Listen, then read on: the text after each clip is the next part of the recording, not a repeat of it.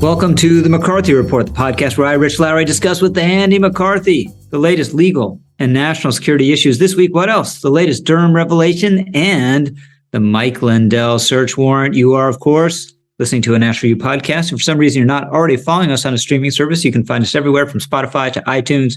And if you like what you hear here, please give this podcast and Andy McCarthy the glowing, indeed gushing 5-star reviews they deserve on iTunes. And now, without further ado, I welcome to this very podcast, through the miracle of Zoom, none other than Andy McCarthy.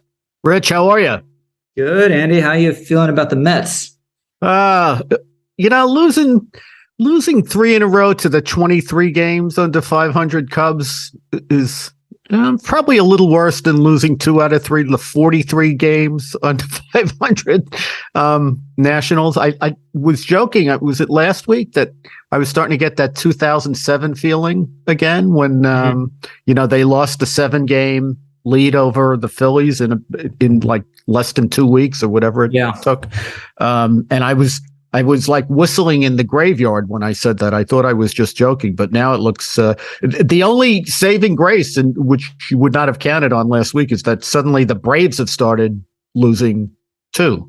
Yeah, so they've also lost 4 out of 5, but they've lost to good teams, whereas the Mets are losing to the bottom of the barrel. So you hope they'll come out of it, but the Yankees have stabilized a little, but for a while there, it looks like they were going to blow a 14.5 lead, and I was 10 years old in 1978 and just loved that season. It was so incredible. The Yankees coming from 14 back, single season playoff record. But I've often wondered, what did it feel to be like? What did it feel like to be a Red Sox fan? And I, at least I got some of that feeling. It looks like they'll stabilize and win the division now. But it's weird, that a combination of sick feeling and disbelief and fatalism. You're like, okay, they're just going to blow it. There's nothing I can do. They're going to blow it. But my best memory of that is that I went to the famous playoff game with a bunch of my friends to a bar in the Bronx to watch that all afternoon, and then I had a Latin exam at Columbia that I had to get to. So that was interesting. I remember the Arma Varumquake. I know I could do that in my sleep. I hope, back then. Okay, so let's go to this revelation about Danchenko, right? Is that how you say it? Igor Danchenko. It turns out, so he's a big source for the Dossier and was an FBI informant. So as our friend Byron York put it on Twitter, so the FBI was basically paying Igor Danchenko to lie to it and help it launch a poorly predicated investigation that consumed American politics for 2 or 3 years. Yeah, that's pretty much it. I think, Byron has an elegant way of putting it. But this story is so bad, Rich, and it gets so much worse. What we already knew about the Danchenko situation was pretty awful before the special counsel John Durham's revelations this week, which came, by the way, in connection with, we talked about this a lot in the Sussman case. This came in a motion in limine where they're discussing what evidence is going to be introduced in Danchenko's trial, which is coming up in a couple of weeks. But what we already knew even before this was that Danchenko was colorably suspected by the FBI of being a Russian asset when he was working at the Brookings Institution. He apparently left the country. They may or may not, we haven't gotten a final answer on this, but they may or may not have had a FISA surveillance on him. They, at the very least, what I think the reporting said was that they had applied for one, and it wasn't clear whether he went overseas, he laid low. I've heard that he was actually in Washington. Wouldn't surprise me if he was in Washington and the FBI couldn't find him. That wouldn't be all that surprising anymore. But in any event, that was the suspicion about him, because he was connected to some people that they were actually surveilling as Russian spies, and they had him having contact with people who were in the Russian embassy.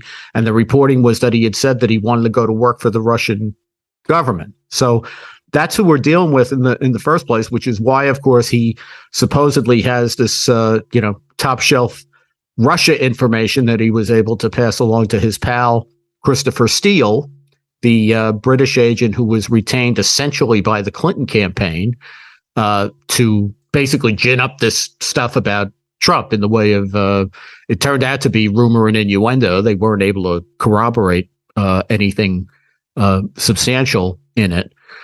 So what we knew up until now, Rich, is that the Bureau and the Justice Department went to get FISA warrants essentially against Trump's campaign. I mean, the individual target was Carter Page. I've always been convinced, we've talked about this before, I think what they wanted when they targeted Page was, when you get a surveillance warrant, you not only can go prospective, you can go retrospective. So if the person has stored communications, for example, on their phone, you have your voicemails, your text, your et cetera, they can go backwards as well as forwards.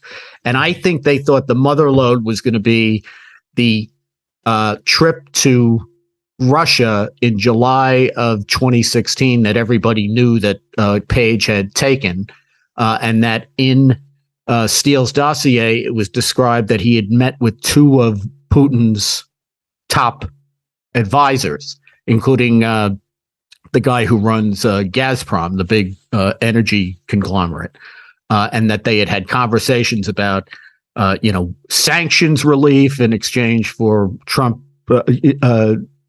support from the Russians on the election, and it was as a result of this information that apparently was coming from Danchenko that the Bureau puts in every one of its FISA applications that the Trump campaign and Trump himself was in what they called a conspiracy of cooperation with the Kremlin. And the Bureau didn't say that once. They said it 4 times under oath. The first time was in October of 2016. I mentioned that because it wasn't until after the second 90-day warrant in January of 2017, by which time Trump is already in office, that they finally undertake to investigate and interview Danchenko, who was apparently available to them all this time. But at that point, they had a falling out with Steele, or modified falling out, because he had gone public with his concerns, and they at least ostensibly had to bounce him out of the investigation because he had revealed that he was giving information to the FBI. And it was only at that point, when they were now twice before the FISA court laying out outrageous allegations under oath without corroborating them, that they thought, gee, maybe we ought to talk to the guy who's the source of the actual information. So they sit down with Danchenko at the end of January, and what he basically tells them is everything that Steele's telling him is nonsense, that he's exaggerated, that he's taken things out of context, that he's made some stuff up. And so what does the FBI do about this? Well, you would think what they would do, since this is their obligation and the Justice Department's obligation, that they would go to the FISA court and say, some of the things we told you we need to qualify or reverse or whatever. Instead, they went to the FISA court and told them that they had interviewed the source of the source, that is, without saying names, they had interviewed Danchenko, who was Steele's source, and they found Danchenko to be credible. And the thing is, not only was he not credible, but to the extent that he was credible, what he was credible about was the fact that Steele was incredible, which they didn't reveal to the court. So that's where things stood. Pretty big thing to leave out. Yeah, fairly important detail. So what we didn't know up until now is that what the Bureau did in 2017 was basically sign him up as an informant. And they kept him as an informant until October of 2020. And I think the interesting thing about that, and I hope that Mike Horowitz, who's the Inspector General of the Justice Department, I hope he's looking into this. And I certainly hope Republicans, if they take back Congress, will look into this. But the question is, did they sign him up as an informant to make it difficult to investigate the Russiagate investigation. In other words, he's now someone that's covered by methods and sources of intelligence once you sign him up as an informant. So the question is, did they do this? Did they not only not disclose to the court what they should have disclosed to the court, did they bury him as an informant? This is under not only the FBI, but under the Mueller investigation. Did they carry him as an informant all that time, knowing, because it was obvious from the investigation that he had misled them? Did they carry him nevertheless and pay him as an informant to make it more difficult to investigate the investigation? Because this was a big argument against Devin Nunes, right? You can't get this stuff. It can't be declassified because it's so sensitive and has information about sources and methods. Correct. So Danchenko, so was his information then presumably just being distorted by Steele in a way he wasn't aware of or was aware of and didn't care? Or what role exactly did he play in the dossier? Well, this is one of these stories where there's no good guys, right? So evidently what Danchenko is telling Steele embellishes into information that's harder information than it actually is about Trump. What Danchenko says is what he was hearing was rumor and innuendo. He had no idea that Steele was doing this in a way that it would be in official government reports, and would have no idea a step beyond that the official reports were being turned into applications to a federal court. And at the same time, I think Danchenko is actually lying not only to Steele, but to the FBI about what he knows and who he's hearing it from. So he is under indictment by Durham on 5 counts of lying to the FBI. 4 of them have to do with this guy, Sergei Milian, who he purports to have gotten some information from. Another count has to do with this other guy whose name escapes me at the moment, who was an old Clinton associate who he had gotten some information from, but told the FBI he hadn't. At least that's the allegation. What I'm curious about, Rich, is the reporting that we've heard now from Durham is that one of the things that Danchenko misled them about was the infamous P tape. Whether they had actually, first of all, whether Danchenko was even on the scene when that story got generated at the hotel in Moscow that Trump was at, but also whether he ever heard that from a Western source at the hotel, which is what the allegation was in the dossier, and what evidently he led the FBI to believe. It looks to me like they have pretty good proof that didn't happen. For example, Durham is planning to call as a witness at the trial the one Western-based employee who was at that hotel at the time, who says that he met with someone who was known to Danchenko, but not Danchenko, and that he never said that they never discussed anything to do with Trump's sexual practices, Trump staying at the hotel, none of that stuff. So this seems to have been an invention by Danchenko, according to what Durham said this week. But what I'm curious about is, why didn't he charge him with it in the indictment? That isn't yet clear to me, because so what would he have been charged? Just misleading? Yeah, with a false statement. I mean, he's charged a bunch of false statements, and they seem to be, it's like none of it is about the substance of what he reported. They're mainly about, did he hear things from this Clinton guy that he denied that he had heard, and on the other hand, did he make up that he heard things from Milian? And it sounds to me like they're going to have trouble with the Millian counts because Millian, even though he is a naturalized American, is overseas at the moment, apparently can't be subpoenaed and does not intend to come testify at the trial. You would think he's not a witness that you absolutely have to have, but he seems to be a pretty important witness in connection with his conversations with Danchenko. He's apparently not going to testify. And, you know, I think the count as it's described involving the Clinton guy is, to my mind, it's a little bit murky because what he asks, apparently the Clinton guy is the source of the P-tape claim, even though the Clinton guy didn't give it to Danchenko. The allegations, Danchenko made that up.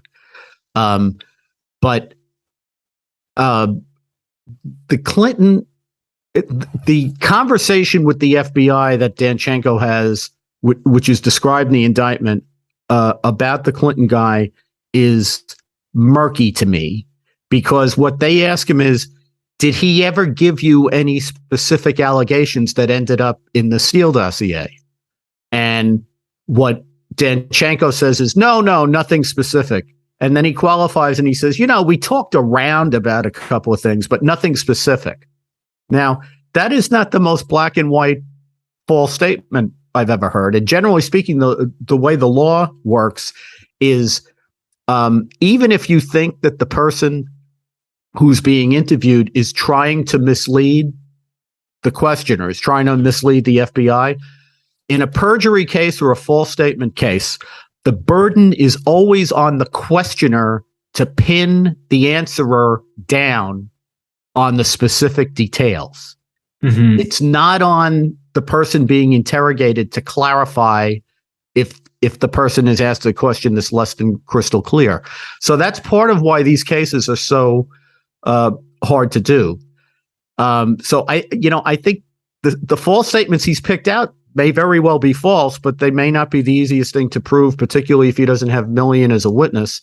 And then on the other hand, the way he's described the circumstances around the P-tape in this motion in limine makes that seem like it's a pretty black and white lie, but it's not charged in the indictment. He wants to prove it as part of the scheme showing that he lied. So, we'll have to see how the case plays out. Remember in the Sussman case, we were scratching our heads over some things that, ended up not in the indictment that should have been in the indictment. Like, for example, the email, the text message that Sussman had sent to the FBI that actually said, I'm not working for the Clinton campaign. I want to come to you. Mm-hmm. Remember, that wasn't in the indictment. And then he tried to prove it at the trial, but he couldn't have a count on it because he hadn't charged it as a false statement. So I'm kind of curious about why we're hearing about this in a motion in limine rather than why wasn't it charged in the indictment as a false statement. But let's see how it plays out. So, Andy, we have a search warrant against Mike Lindell. I believe I saw that he was walking in out of an Arby's or something, or something like that. Some admirably all-American fast food place or something like that. When the FBI shows up, takes his phone. You also have a flurry of other subpoenas going on with Boris Epstein and some others. So what are we supposed to make of this? Yeah, there's real activity by the Justice Department in connection with people who are in President Trump's immediate circle of people who he was in contact with in the weeks between Election Day and January 6th. In addition to, you mentioned Boris Epstein, Rich, I saw this morning that Mark Meadows had also been subpoenaed by the Justice Department and had, according to the reporting, provided the Justice Department with the same information that he had already given to the January 6th committee. I think we, in our prior discussions of that investigation, speculated that is probably what would happen. There was no reason to think he would cooperate with one and not the other. So that is thrumming along. But the thing with Mike Lindell points us to a part of the investigation that it now looks like the Justice Department is homing in on that we really haven't discussed much, which is the interference or tampering with the actual machines, the actual voting machines. We've spent a lot of time talking about the what they call the fake electors conspiracy.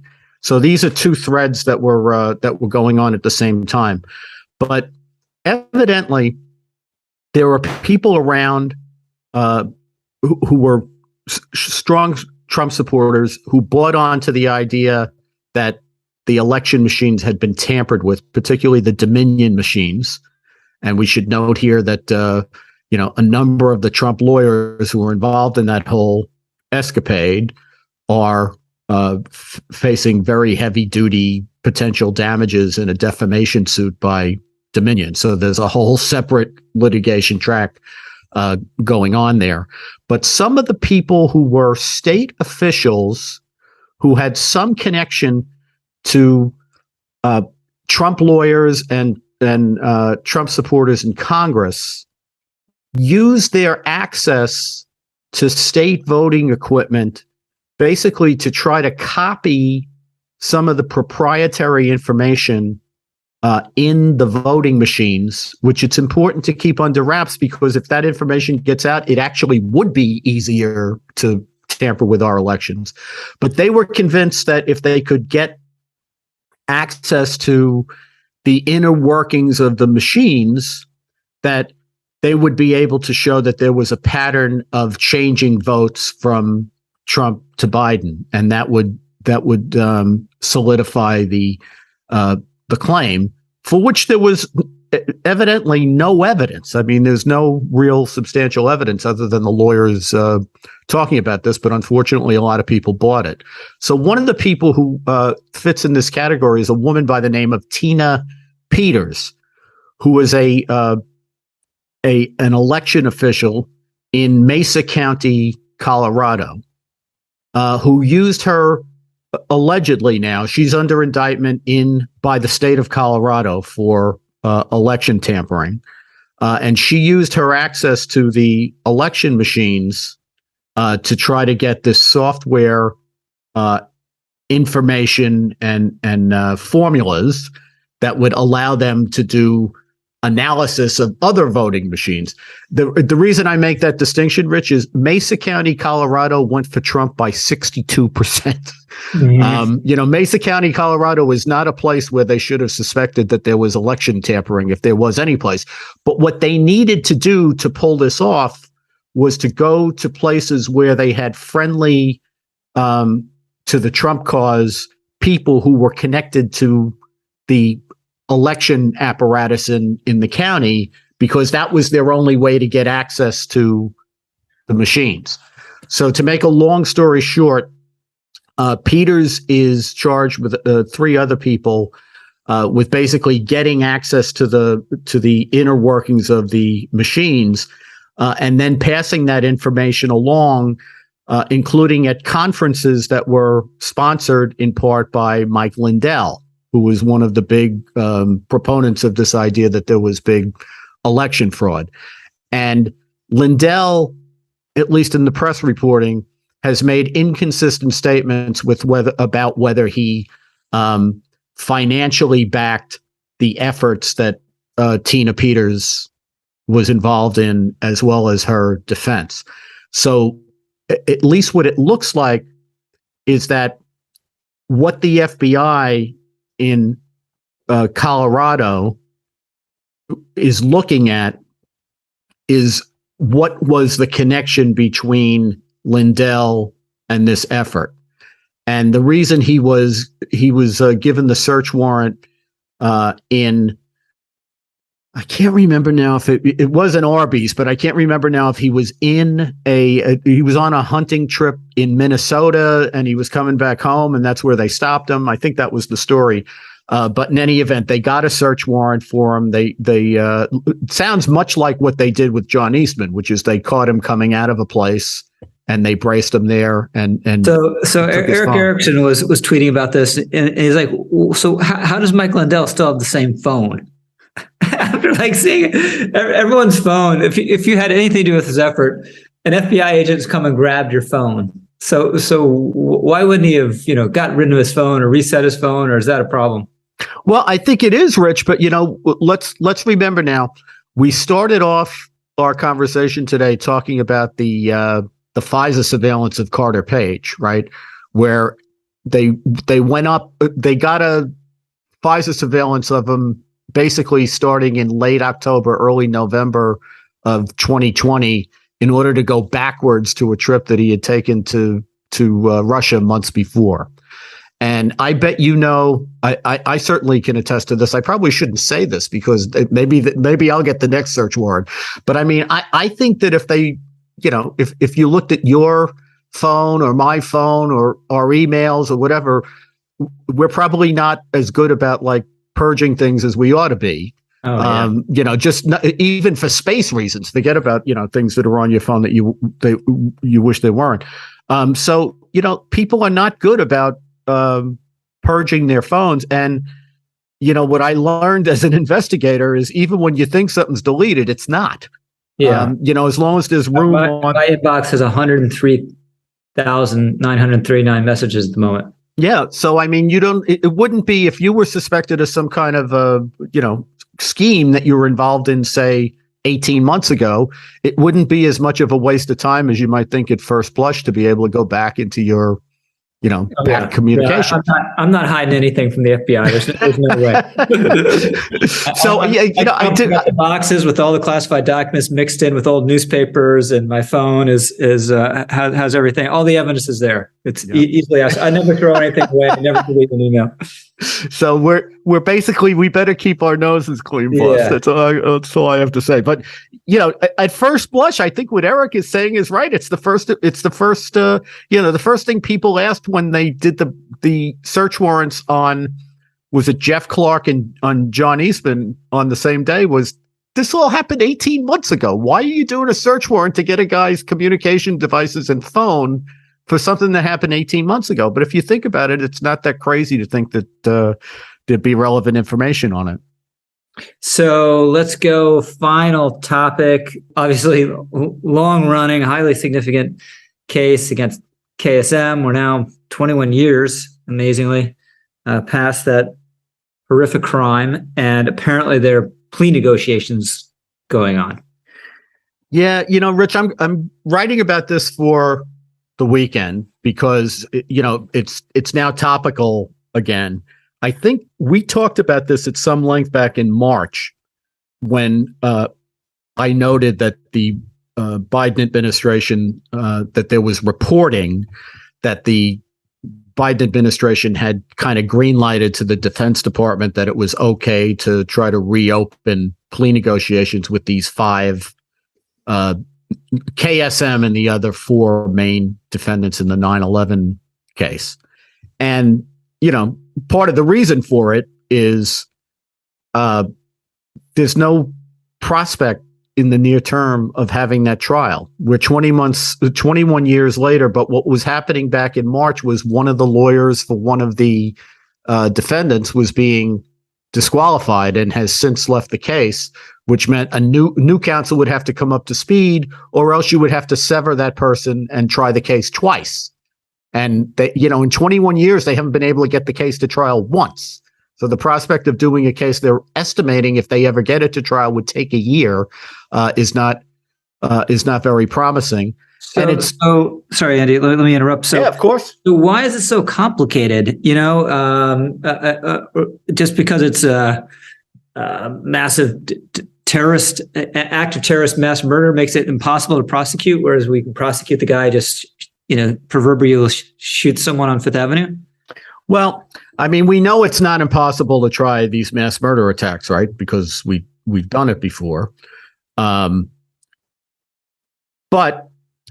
one of the things I'm going to note in the column I'm writing for the weekend is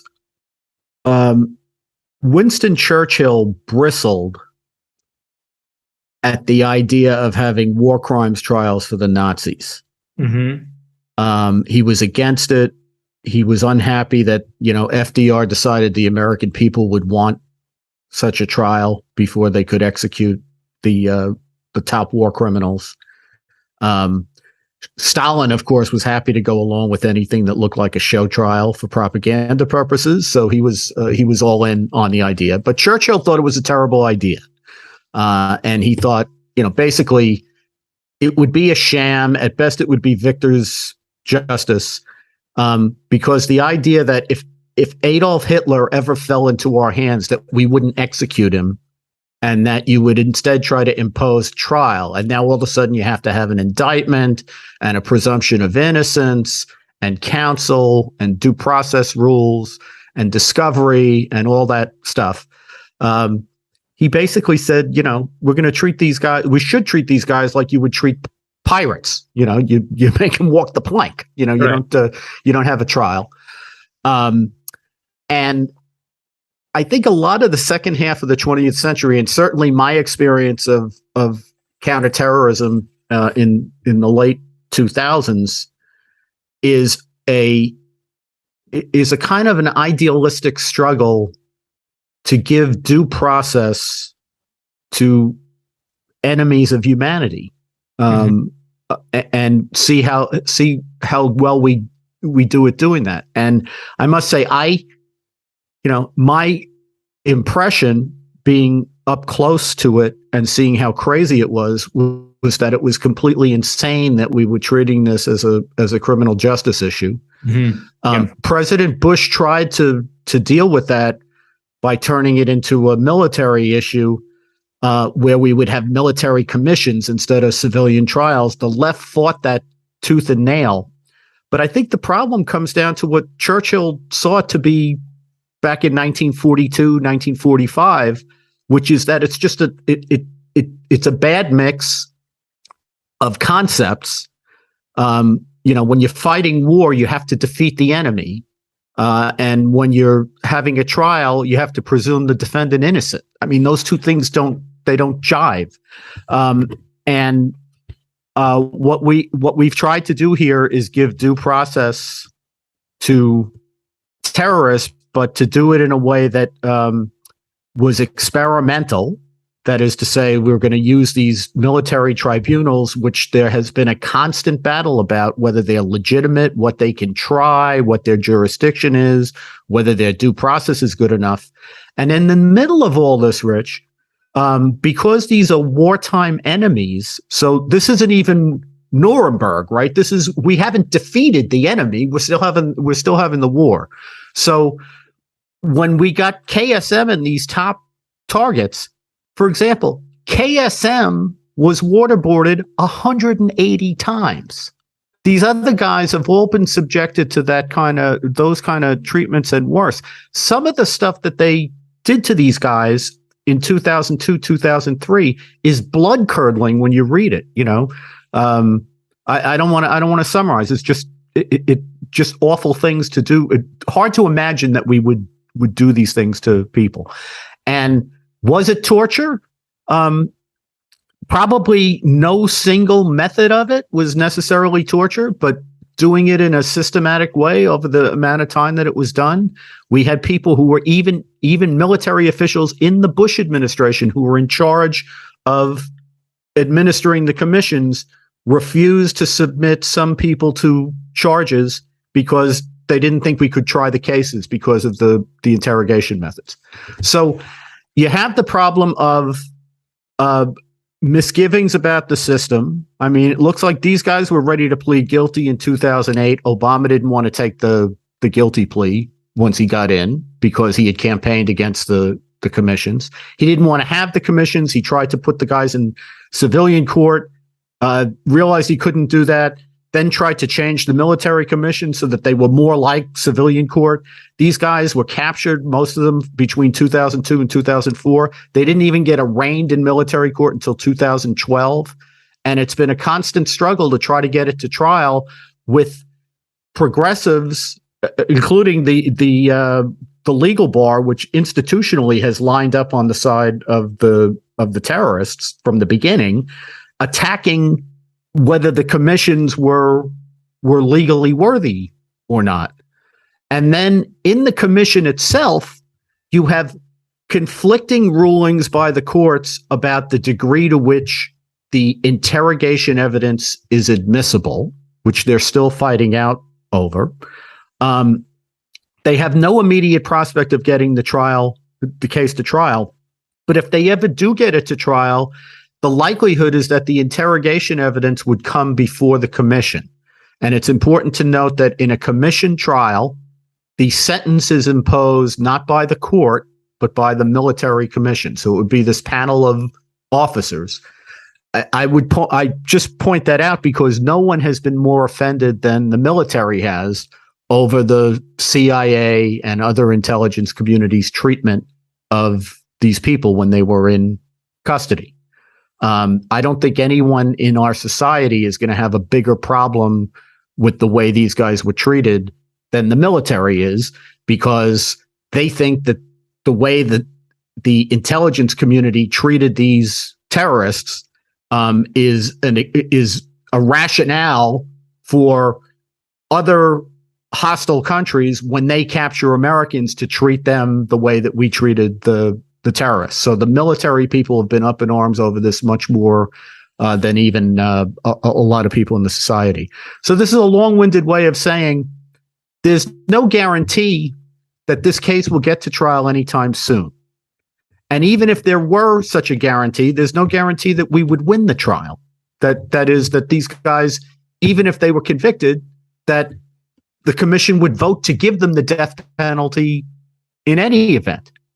So now the question is, what do you do about it?